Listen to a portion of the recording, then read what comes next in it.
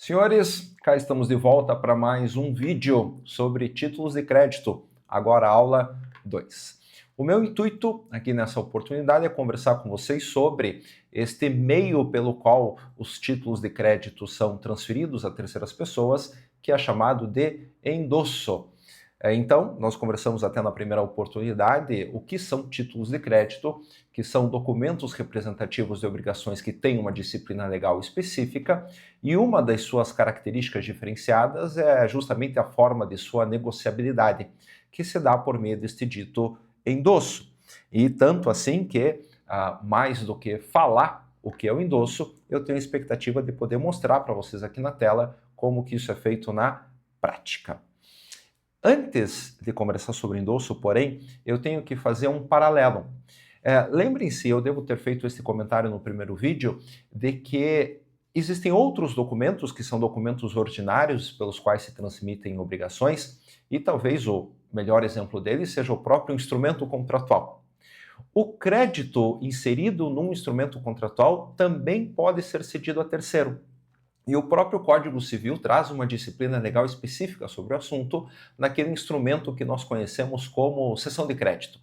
Então é possível que, num contrato, o credor passe, transfira, ceda este crédito para um terceiro e basta para tanto que ele faça um segundo contrato, que é chamado cessão de crédito, que tem que ter a identificação das partes, do cedente e do cessionário, o objeto que está sendo cedido e o local e a data, de certa forma.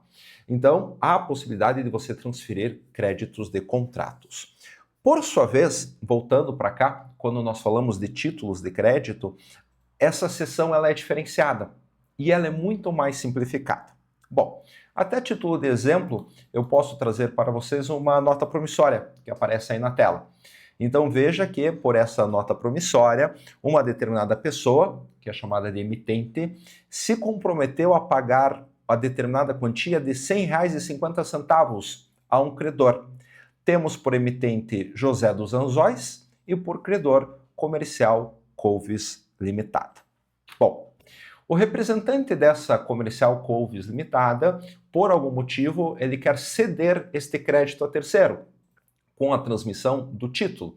Ele, por exemplo, tem R$ 100,50 para receber daqui a 60 dias, e chega um terceiro que oferece para ele, a exemplo, R$ 80 agora, para querer receber os R$ 100 no momento futuro. Como que o representante de Comercial Couves Limitada transfere esse crédito para terceiro? De maneira muito simples, acompanhe comigo. A nota promissória, ela tem a sua parte da frente, como eu já expliquei no primeiro vídeo, mas, obviamente, existe o verso. Quem quer transferir um título de crédito, basta pegar o verso de um título e escrever: pague-se, não ligue para a minha letra, pague-se para fulano. E assina. A partir do momento em que o sujeito escreve no verso pague-se para fulano, que será o terceiro, né, o novo credor, e assina e entrega o título, é realizado o endosso. O endosso, portanto, corresponde à cessão do crédito inserido num título de crédito e se dá pela assinatura no verso do título, seguido pela tradição. Então, sem a necessidade de um segundo contrato, sem a necessidade de uma formalização, você pode transferir este crédito a um terceiro de uma maneira muito simples. Agora imagine que este fulano, que é o credor, ele está com o título na mão, em que ele pagou R$ 80 para o credor original para que houvesse essa transferência. E chega um novo sujeito. Então nós vamos chamar aqui do X. O X chegou para o fulano e falou: olha, por que você não transfere para mim esse título de crédito? É o valor de R$ 100, R$ 100,50, eu te pago 90 agora para você fazer a cessão e quando chegar a data de pagamento, eu cobro lá do José dos Anzóis. Tudo bem? Então o fulano, ele de novo busca o verso do documento, que eu vou mostrar aqui, e diz: pague-se para X. E assina, e como eu comentei, faz a tradição. E assim sucessivamente. Portanto, a transmissão do título do crédito inserido no título de crédito se dá por meio do endosso, de maneira muito simples. Bom, feita essa apresentação, nós temos algumas particularidades. O endosso, como eu expliquei, ele é feito com assinatura no verso do título, com a indicação de pague-se a fulano de tal. Quando você identifica quem será este terceiro, ou seja, pague-se para Guilherme Cassi, a exemplo, você está fazendo o chamado endosso em preto. Endosso em preto é quando você identifica a figura do novo credor. Por sua vez, existe uma alternativa. Eu posso simplesmente, no verso do título, escrever pague-se para e não escrever quem? Assinar e entregar o título, ou seja, eu deixo em branco quem será o novo credor dessa obrigação. Nessas situações, diferentemente do endosso em preto, em que você identifica a figura do novo credor, aqui nós temos o famoso chamado endosso em branco. O interessante é que quando se tem um endosso em branco, essa nova pessoa, que portanto será o titular do crédito, poderá, quando da cobrança extrajudicial ou judicial, simplesmente pegar uma caneta e no verso do título colocar o próprio nome. Na frente de pague-se para, ele coloca o nome e ele, portanto, terá o direito a exigir a obrigação, eventualmente inadimplida ou quando do seu vencimento. Entendida essa figura do endosso em preto e endosso em branco, nós podemos avançar no raciocínio com até outras formas de fazer esse endosso. O chamado endosso em preto, aquele em que você identifica a figura do novo cessionário, do novo titular do crédito, pode ser feito no verso do título, na parte de trás, mas também pode ser feita no anverso, que é a parte da frente. Então, voltando lá, até nós podemos retornar, eu posso fazer o endosso em preto no próprio anverso do título. Por exemplo, pague-se para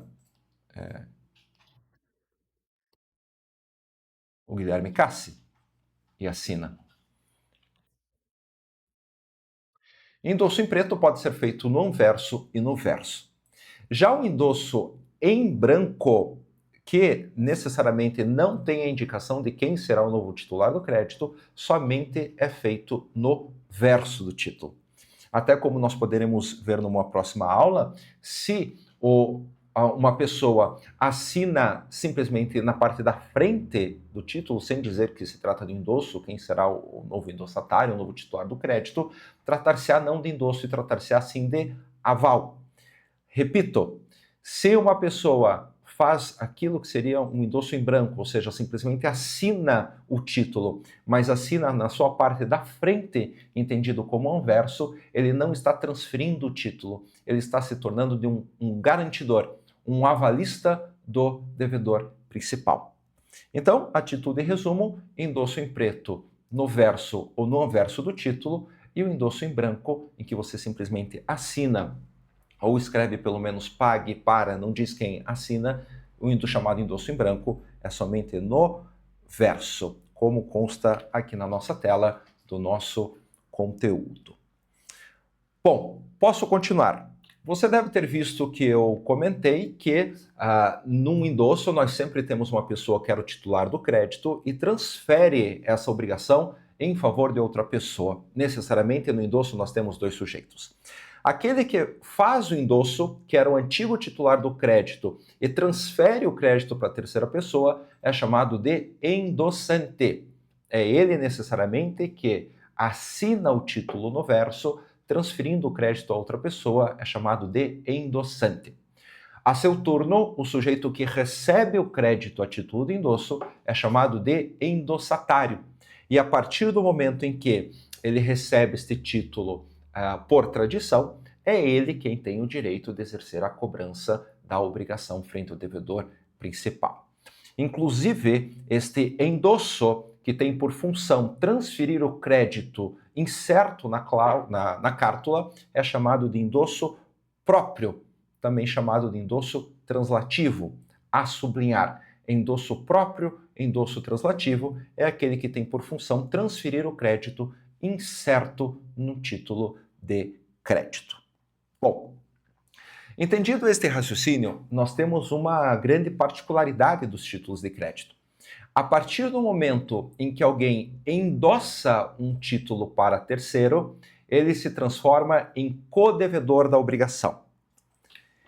Podemos vir aqui para a nossa tela novamente. Imagine que nós tínhamos lá o devedor principal, que era o Anzóis, salvo engano, e o Anzóis devia uma obrigação frente à aquela empresa que nós chamamos de Couves Limitada. Ok? Temos o devedor principal e temos o credor. Como fizemos há pouco, o representante legal de Couves, no verso do título, ele transferiu essa obrigação para o fulano. E o fulano, por meio de um segundo endosso próprio, endosso translativo, transferiu essa obrigação para o X. Então, nós temos aqui a figura do endossante e a figura do endossatário. Considerando que não tenha sido realizada nenhum outro endosso depois dessa última instrumentalização, quem tem o direito a receber o crédito e providenciar, conforme o caso, a cobrança judicial, é justamente o nosso amigo X. Vencida a obrigação, deve o X cobrar do devedor principal, que era, salvo engano, o José dos Anzóis. E aqui vem uma das grandes graças dos títulos de crédito, porque a partir do momento em que o último endossatário cobra do devedor principal e o devedor principal não promove o pagamento, abre-se a possibilidade de cobrar de todos os endossantes do título. Então, o X promove o pagamento frente a José dos Anzóis, e se não tiver o pagamento, poderá ele cobrar de Couves Limitada ou de fulano. Temos, portanto, um devedor principal, que é o Anzóis, outro co-devedor, que é o Couves, e um terceiro co-devedor, que é o nosso amigo fulano. Depois da tentativa da cobrança do Anzóis, poderá o X cobrar de Couves e poderá cobrar de fulano e receber de qualquer um deles como se fosse, não que seja, uma obrigação solidária. Bom, existe a possibilidade de eu promover o endosso para uma terceira pessoa e não me tornar um co-devedor da obrigação? Porque, veja, isso é um problema. Eu recebi um crédito, eu farei o endosso para uma terceira pessoa, e caso o devedor principal não promova o pagamento ao endossatário, eu terei que cumprir a obrigação. Essa é a regra dos títulos de crédito e traz, de certa forma, segurança ao endossatário.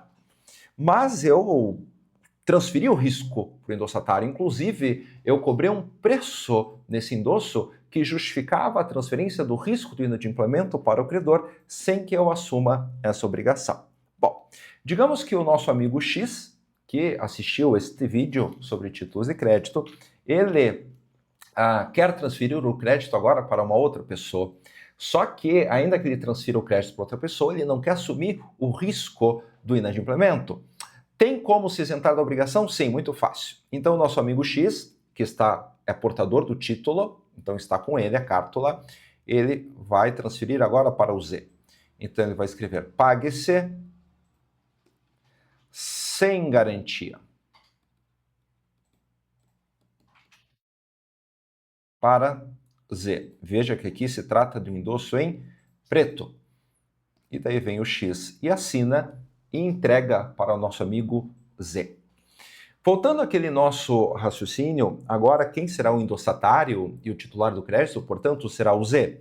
Ele poderá cobrar do José dos Anzóis, como nós estamos aqui, poderá cobrar do José dos Anzóis, e caso não haja o pagamento, poderá cobrar de Couves Limitada, do fulano, mas não poderá cobrar do X.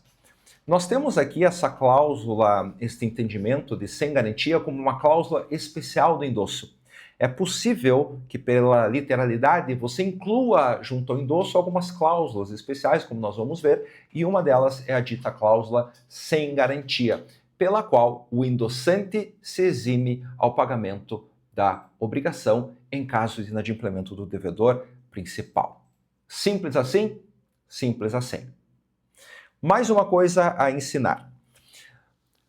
A possibilidade do endosso da transferência do crédito de maneira tão simples, tão arcaica, por assim dizer, é inata aos títulos de crédito.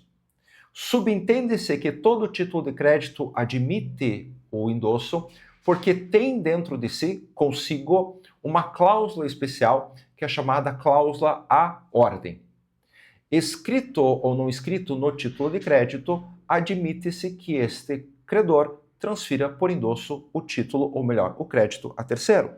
Tanto que, muito provavelmente, se eu venho aqui neste título de crédito, nessa nota promissória, eu vou encontrar aqui a cláusula à ordem. Eu não sei se você consegue ver, eu vou aumentar. Então, você verifica aqui a ordem. Opa!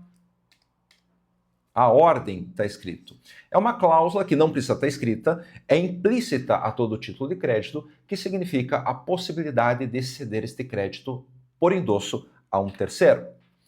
Bom, tem como eu ceder este crédito para um terceiro ou ter um título de crédito em que seja vedado o endosso? Porque, veja, do ponto de vista de quem é o endossante, endossar se torna um problema na medida em que eu me torno codevedor da obrigação. Se eu quero, de certa forma, cessar essa sequência de endossos para que não existam terceiros que possam eventualmente vir a cobrar de mim a obrigação, eu posso, num endosso, incluir uma cláusula. Tal como a cláusula sem garantia, existe a possibilidade de nós criarmos uma cláusula chamada cláusula não à ordem, em que, por conta desta cláusula, o endossatário não poderá ele fazer um novo endosso. Então imagine que o nosso amigo Z, ele encontra uma outra pessoa, que nós vamos chamar agora de Y, e ele quer fazer o endosso deste título para o Y, só que ele não quer que dali para a frente de Y, o título seja endossado para outra pessoa. É possível sim, muito simples. Pega o verso, ou até o anverso do título, e escreve.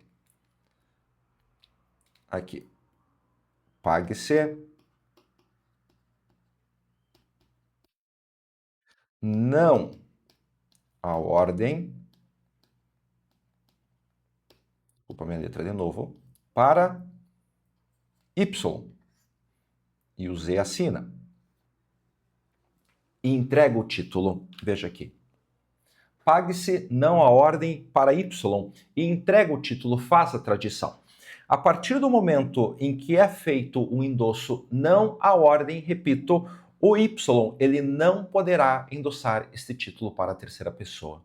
Cessa a transmissão por endosso por ali.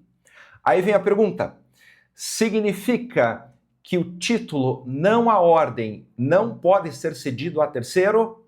Não. É mentira essa afirmação. Significa que não pode ser cedido por endosso. Mas nada obsta que o nosso amigo Y ele faça aquilo que eu expliquei no começo, que é chamado de cessão de crédito. A cláusula não à ordem proíbe a transmissão da obrigação por endosso, mas não obsta, por sua vez, que o credor transfira este crédito a terceiro por meio de uma cessão de crédito.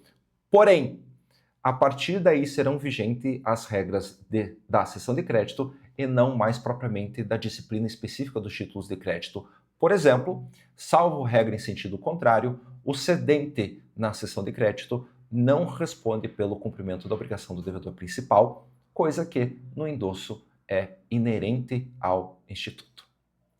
Bom, feito esse esclarecimento, eu agradeço aqui você ter assistido esse vídeo, e nos vemos no próximo. Até daqui a pouco.